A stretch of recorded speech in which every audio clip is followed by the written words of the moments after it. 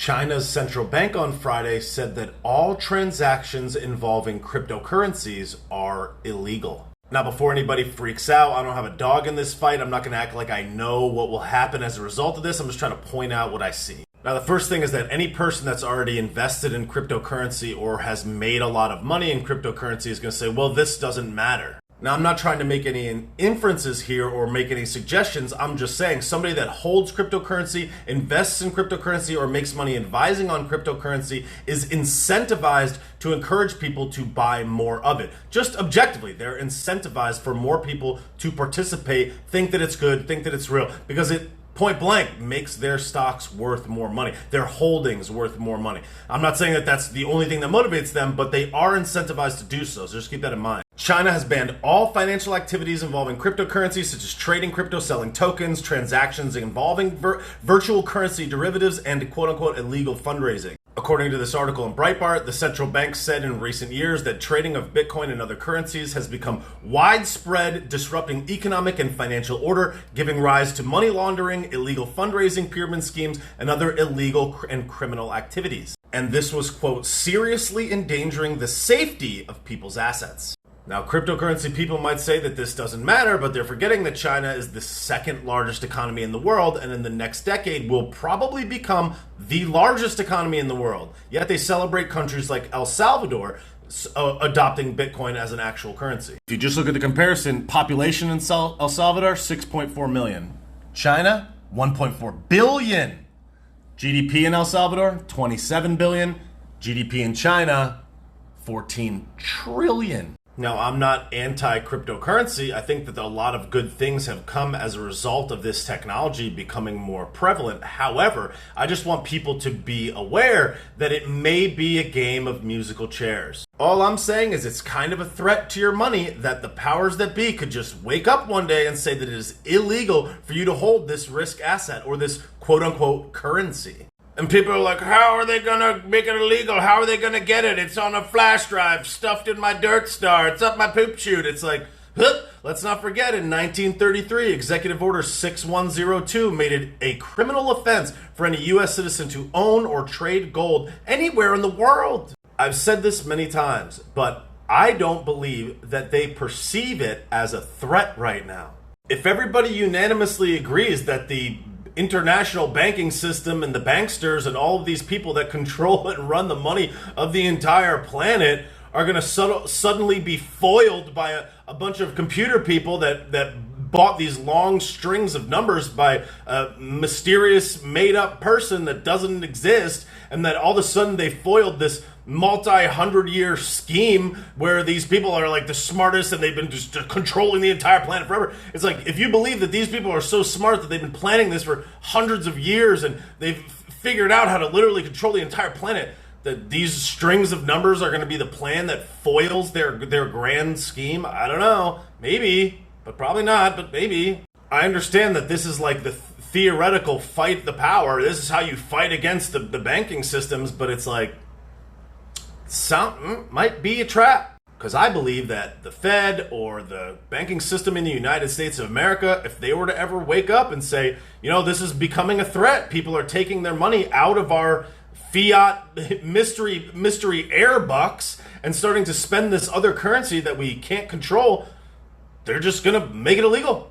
And as soon as they do that, just like that, the value of it evaporates overnight. And all these people that have been fighting the power, all these freedom-loving people, all these people, a lot of the people that pay attention to all this stuff, they're goosed right away. Like, you're playing musical chairs and the music stops and there's no chairs left. Because love it or hate it, when you buy a position in a company, for example, when you buy stock, and I'm not trying to say that you should go and buy stock, I'm just saying, if you buy stock in a company, for example, on the stock market, not even necessarily a U.S. company, any company in the world, you're buying a piece of that company's assets. You're buying their buildings, their properties, their intellectual property, their revenues, what they generate, what they produce, their output.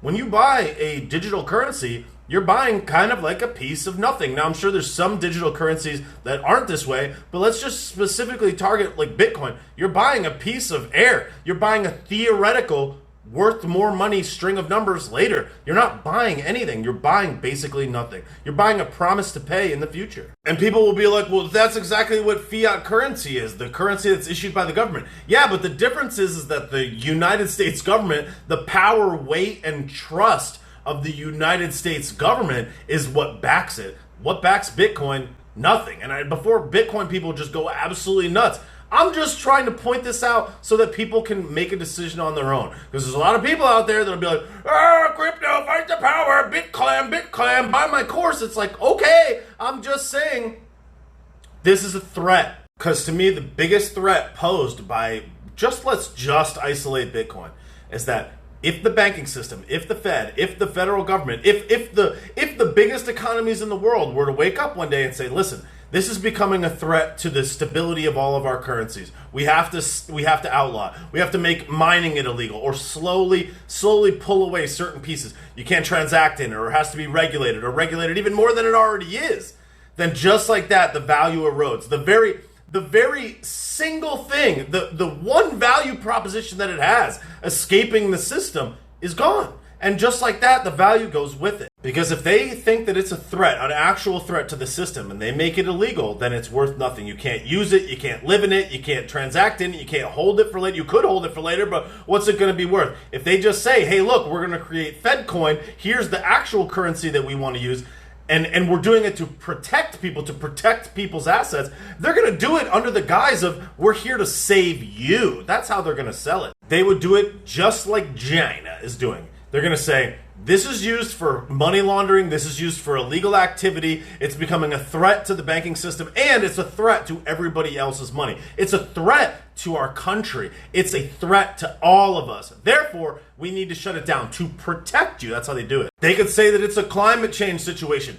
Transacting in Bitcoin uses a lot of power. It uses a lot of electricity. It uses a lot of resources. They can say, well, this is a climate issue. So they can make it about climate. They can make it about illegal activity. They can make it about terrorism. They can make it about a variety of different reasons to protect us, to protect the homeland, to protect the banking system. It's going to be done under the guise of protecting you. And that's how they're going to make it illegal and get everybody else behind it. And what that would open the door for is for the Fed to create their own digital currency, for us to create another currency that they are able to monitor and regulate. So this thing that was supposedly here to fight the power will actually do more to help usher in more power and more control. They will figure out how to flip this backwards on its head and make it so much worse. All they would have to do is pay you your stimmies, or pay you your tax refund, or pay you whatever, pay you your unemployment in FedCoin.